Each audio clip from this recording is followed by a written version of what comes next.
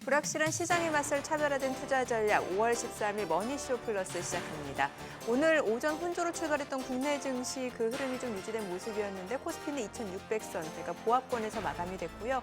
코스닥은 0.9% 상승 마감했습니다. 자, 그리고 좀 전에 CNN 보도에 따르면요. 미국 맥도날드가 올 여름에 37만 5천 명을 채용할 계획이라고 밝혔는데 2년 동안 미국에 900개 신규 매장도 추가로 열 계획이라고 하네요. 근데 맥도날드 1분기 매출이 줄어들지 않았나요? 네네. 선뜻 대규모 투자에 나서기 쉽지 않을 텐데 로봇도 안 쓰고. 그러게요. 네, 자, 트럼프 사람을. 대통령이 워낙 햄버거를 좋아하잖아요. 그런데 지난해 또 대선 기간에 맥도날드 가서 직접 일도 했다고 하니까 그 사랑에 화답하기 위해서 이제 맥도날드가 고용지표 개선에 기여한다라는 해석도 있는 것 같습니다. 여름에만 37만 명 넘게 채용하는 거 보면 진짜 규모는 어마어마하게 큰 것 같습니다. 네.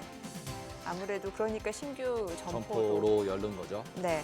자, 이 소식을 또 미국 노동부 장관 앞에서 발표했으니까 확실히 정부에서는 좋아할 만한 소식이 될 것 같은데 실질적으로 맥도날드 주가에 영향이 있을지는 좀 지켜보셔야 될 것 같습니다. 지금 보시고 계신 머니쇼는 SBS 비즈의 유튜브에서 실시간 시청이 가능합니다. 더 많은 국내 주식 정보 받아보실 분들은 카카오톡 채널 머니랩 추가하시기 바랍니다. 그럼 오늘 증시 인사이트 출연자 모셔볼까요? 더 프리미어 강관우 대표님 모셨습니다. 어서 오세요. 안녕하세요. 미국이랑 중국이랑 어저께 이제 스페셜하게 진짜 발표를 했는데 전체적으로 어떻게 보셨나요?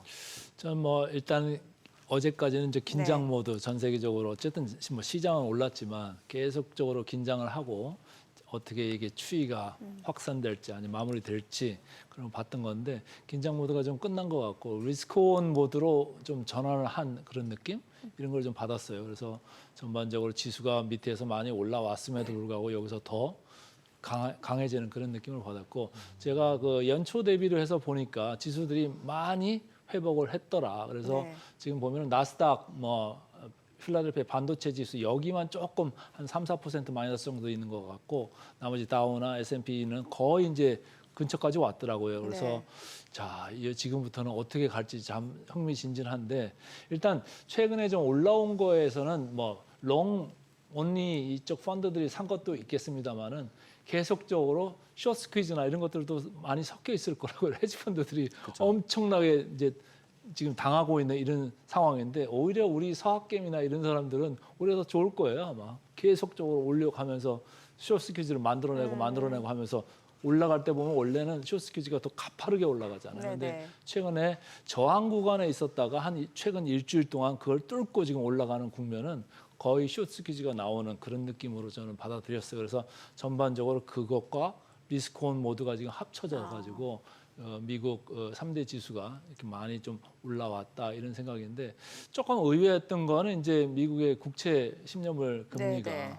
좀 위쪽으로 많이 올랐잖아요. 그러게요. 예, 그래서 오히려 조금 밑으로 갈 수도 있겠다 이런 생각도 했는데 아무래도 이제 중국하고 교역이 이제 정상화 다시 풀린다라고 하면은 물가 압력이 있었던 거를 조금 없어지는 걸로 좀 시장이 볼 수도 있는 거 아닌가 이런 생각을 하면서 그렇다고 하면은 야 그럼 경기가 침체되는 게 좀 아닌가벼 이렇게 하면서 경기가 그나마 조금 제대로 돌아갈 수 있다라고 하면은 페드에서 금리 인하를 당장에 빨리 할 그런 가능성이 없는 거 아니겠느냐 이런 생각을 하는 사람이 좀 늘어난 거 아니겠나. 그래서 미국 국채 금리가 오르니까 달러화 지수도 같이 좀 올라가는. 네. 그래가지고 미국 탈 달러화 경향이 최근까지 좀 있었는데 어제는 조금 거기에서 반대로 돌아가는 그런 모습이 있었다. 그래서 전체적으로 좀 리스크를 안 지려고 했던 그런 분위기에서 리스크를 좀 테이킹하자 이런 느낌으로 간 것 같습니다. 기관 투자가들도 그렇게 생각을 하고 있을까요? 왜냐하면 펀더멘탈 지표들이나 이런 것들로 봐서는 계속 침체 우려는 있는 거고.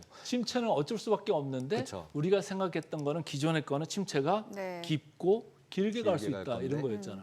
네. 근데 어제 그런 합의 때문에 깊고가 얕고 길게는 짧게. 짧게 이렇게 좀 바뀌는 국면이니까 기본적으로 생각했던 거에서 좀 변화가 됐잖아요. 상당히 큰 변화잖아요. 그리고 우리가 생각했을 때 뭐 80%를 트럼프 대통령이 얘기를 했었고 저는 다른 방송에서 이런 얘기도 했었어. 50%만 가도 서프라이즈다. 아, 이렇게 했었는데 그게 예, 맞아요. 30%까지 가버렸잖아요.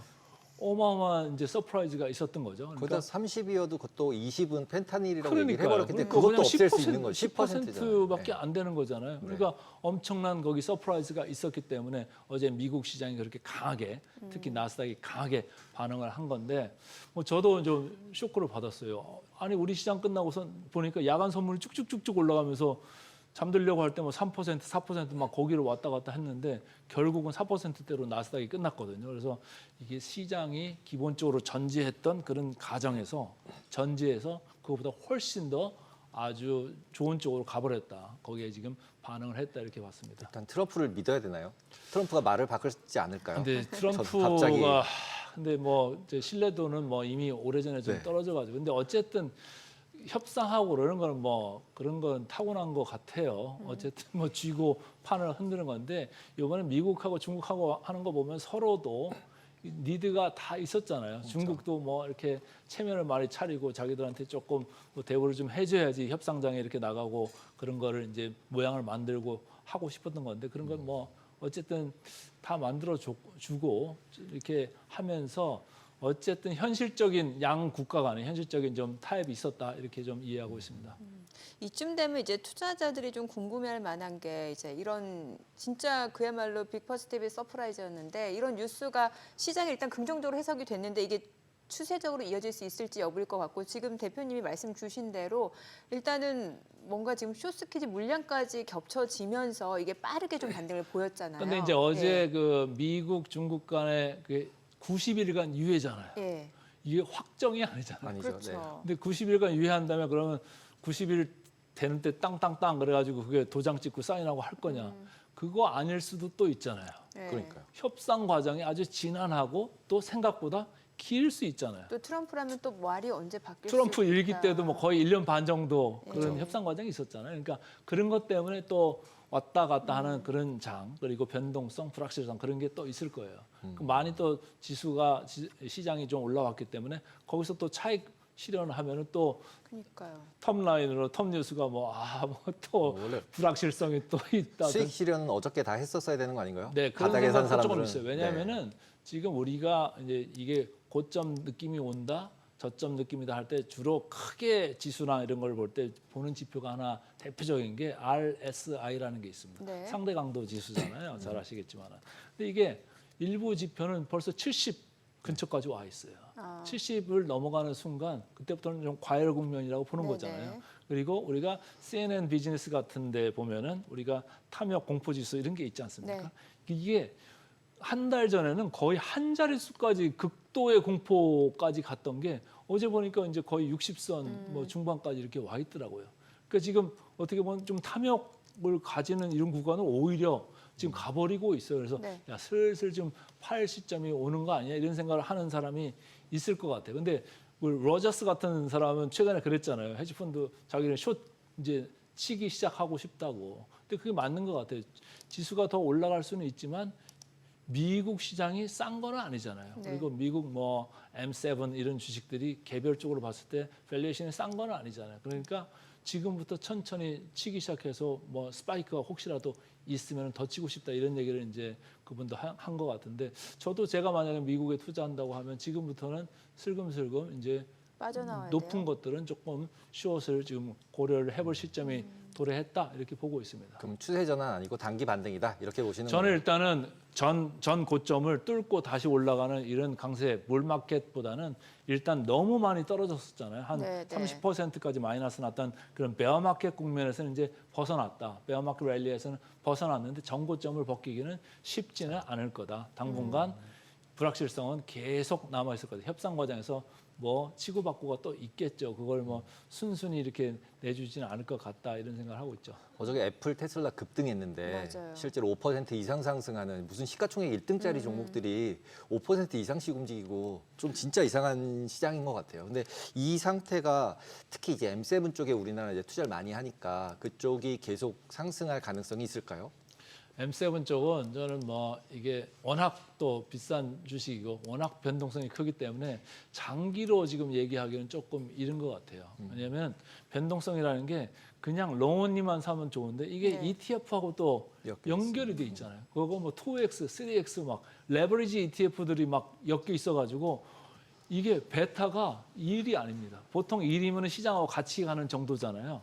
근데 항상 보면 내려갈 때도 그렇고 올라갈 때도 그렇고 베타라는 게 있어가지고 베타가 2 아니면 3 그 이상으로 올라가요. 그러니까 이렇게 시가총액이 뭐 어마어마한 주식들이 올라갈 때 보면 지수 1% 올라가는데 여기는 뭐 3%, 4%, 5% 이렇게 올라가고 내려갈 때도 거꾸로 마찬가지잖아요. 떨어질 때도 보면은 지난번에 테슬라 3X 그런 거 다 네. 손실 봤잖아요. 투자자들이 거꾸로 가는 바람에. 그래서 베타가 상당히 커져 있다. 그리고 이 M7의 시총 비중이 뭐 차지하는 비중이 너무나 영향력이 커져 있기 때문에 시장의 변동성은 어쩔 수가 없다 이렇게 보고 있습니다. 그래서 당분간은 왔다 갔다 하는 그런 국면. 근데 여기서 크게 빠질 것 같지는 않다. 이미 최악은 견디고 왔잖아요. 그리고 최악에서 지금 관세가 계속 내려가는 국면. 그리고 중국 관세 그 유를 보여주면서 여러 가지 모범 답안을 제시한 꼴이 됐잖아요. 그러니까 어쨌든 좀 안정화되는 그 국면으로 갈 수는 있다. 그러나 너무 높은 그 밸류에이션은 감당하기가 쉽지는 않으니까 계속 트레이딩장으로 왔다 갔다 할 수 있다 이렇게 그럼 이 봅니다. 차트에서 봤을 때 관세로 내려갔던 부분을 이렇게 지워버리면 연결시키면 이제 거의 제자리잖아요. 거의 제자리인 게 아까 얘기한 이제 S&P 500이나 다우존스 인더스트리얼 에버리지 거기는 거의 이제 제자리로 온 거죠. 나스닥은 아직도 한 4, 5% 정도 이렇게 남아 있는 건데 뭐 거기 갭을 조금 메꿀 수는 있겠죠. 근데 이제 지금 보면은 최근에 많이 올라왔던 게 뭐 팔란티어, 테슬라 이런 거잖아요. 근데 팔란티어는 뭐 지금 밸류에이션이 시장의 거의 6배 정도로 높잖아요. 그럼에도 불구하고 기세가 좀 살아있는 이런 그 차트상의 느낌이 있고 테슬라는 어쨌든 기대감이 계속 있는 와중에 실적은 줄었잖아요. 그러니까 밸류에이션은 오히려 더 높아지는 거예요. 실적만으로 보면은 밸류에이션은 더 비싸지고 있어요. 더 비싸지고 있는데 주가는 상당히 이제 치고 올라왔죠. 근데 제가 택시가 있으니까 로봇 택시가 있으니까. 그에 대해 이제 기대감들이 있는 건데 두 회사의 공통점이 있죠. 거기에 아주 대주주들이 지금 트럼프 정부하고 아주 친한 사람들이잖아요. 그러니까 시장에서는 뭐 사학개미들도 마찬가지고 거기에 좀 베팅을 한 거 아니겠느냐. 그러나 제가 이제 펀더멘털하게 볼 때는 그거를 정당화하려면은 이익을 훨씬 더 많이 내야 된다. 뭐 사이버 택시가 됐든 뭐 자율주행이 됐든 거기서 숫자가 보강이 돼야 되는데 시간이 좀 걸릴 수 있을 것 같고 뭐 팔란티어도 지금 뭐 돈을 잘 벌고 뭐 이익이 잘 나왔다 이런 얘기는 1분기에 있었습니다만은 그러나 그 밸류에이션 대비해서는 그거는 뭐 택도 없는 얘기고 밸류에이션이 시장 대비 6배나 가 있다는 얘기는 뭐냐면 시장의 기대 수준이 그 정도로 높다라는 얘기예요. 그걸 충족할 수 있겠느냐? 그건 쉽지는 않을 거다.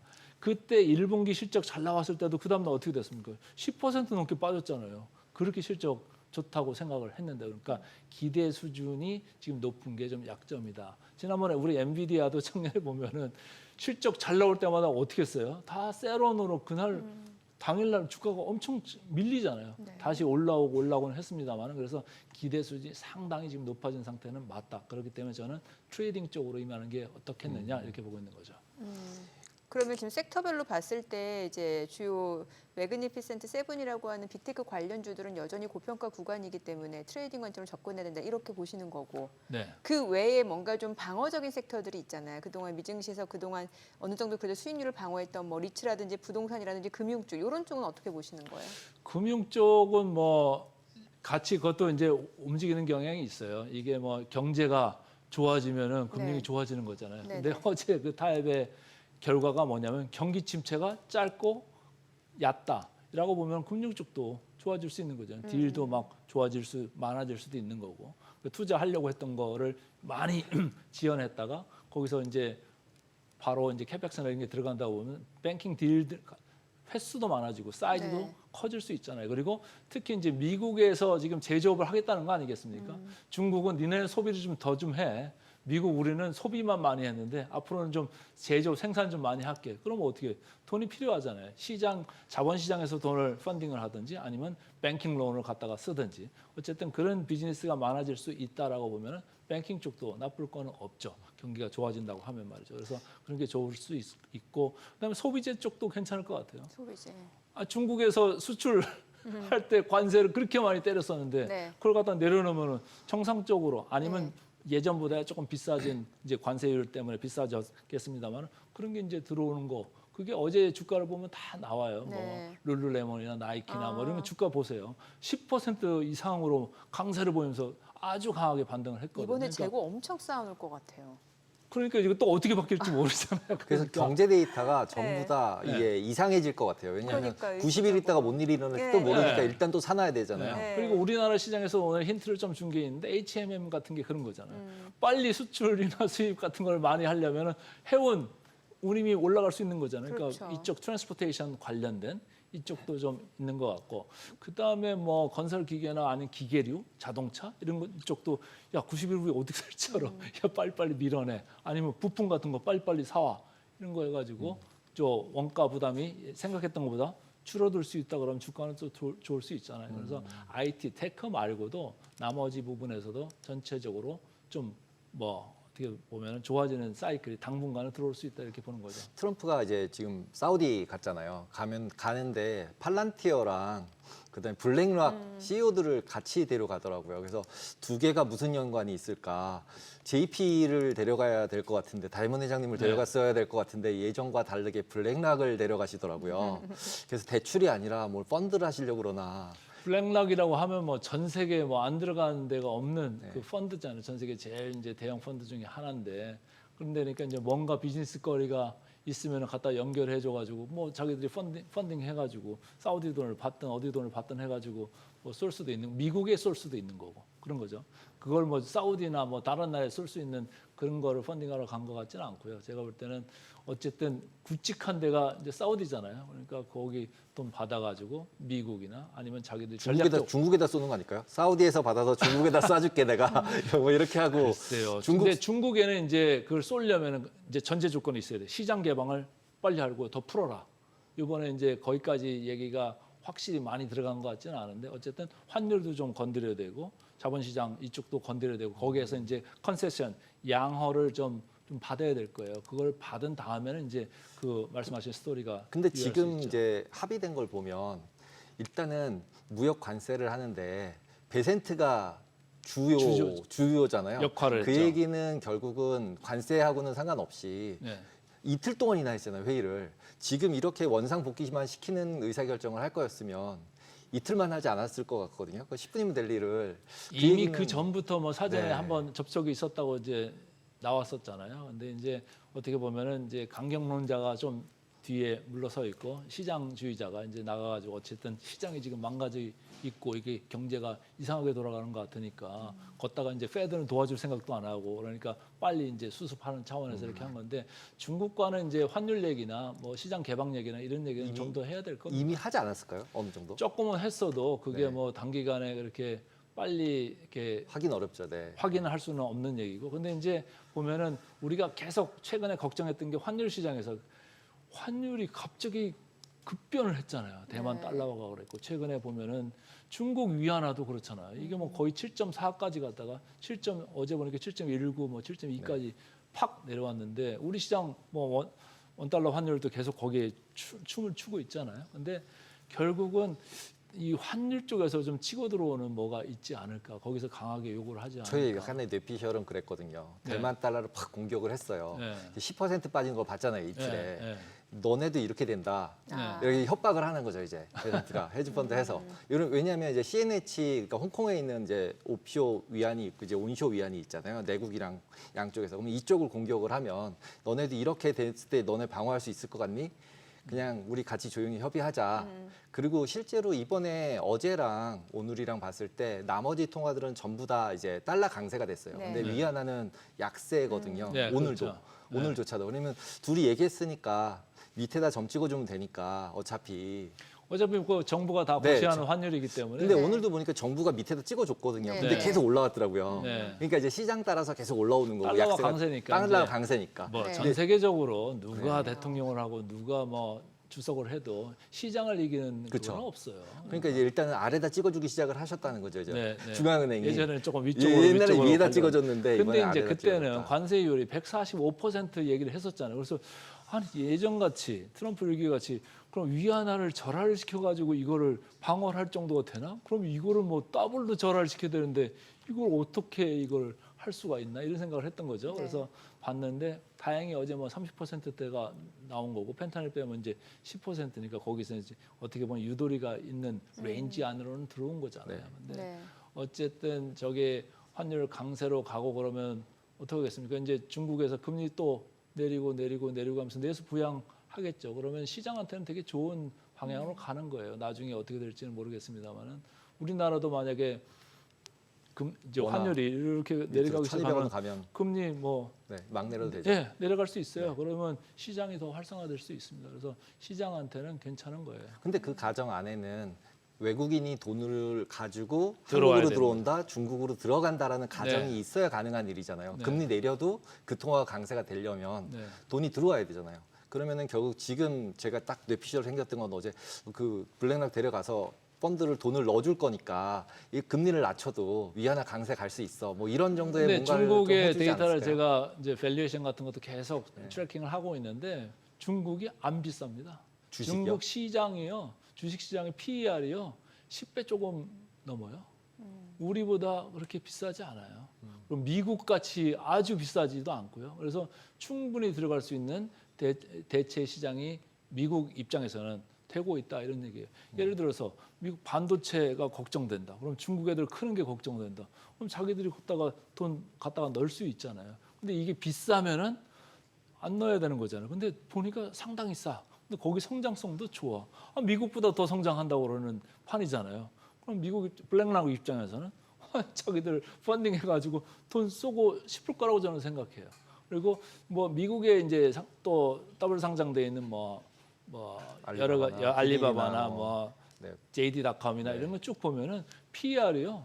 중국이라고 우리가 왜 우리 중국 관련 한국에도 상장된 그 회사들 많잖아요. PER 보면 다 20배, 30배 이러거든요. 근데 정작 미국에 상장돼 있는 그 이카머스 주식들 PER 보면요. 10배 전후밖에 안 돼요. 엄청나게 쌉니다. 그러니까 블랙락 입장에서는 돈 갖다가 중국 주식 사고 싶겠죠. 근데 네. 지금 계속 중국에서 얘기하는 미국에서 요구하는 오픈해라라는 부분이 블랙락은 아마 제가 알기로는 51% 넘겨서 100% 지분 다 아마 다 샀을 것 같은데 사도 되는 걸로 열어줬잖아요. 중국도 이미.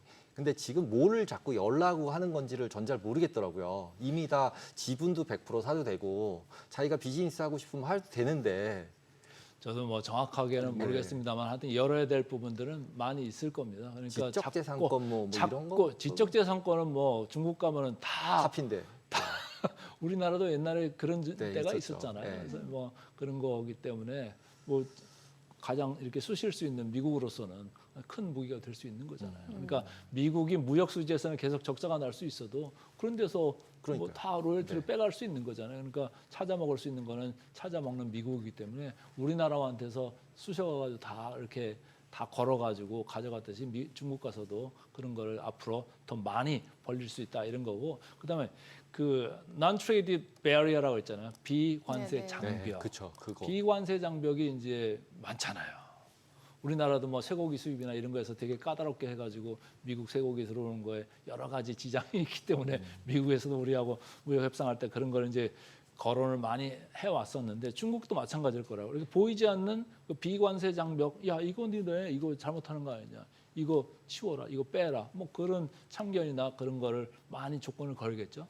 거기에서 뭐 협상할 거리도 많이 나올 거고 그럼 중국에서는 일방적으로 또 한 방향으로 갈 수 없으니까 또 상대방의 뭐 카운터로 뭐 니네 그럼 이거 우리한테 양호해라 그런 조건을 또 걸 거고 그래서 이 지난한 협상 과정이 언제 끝날지는 모르겠다.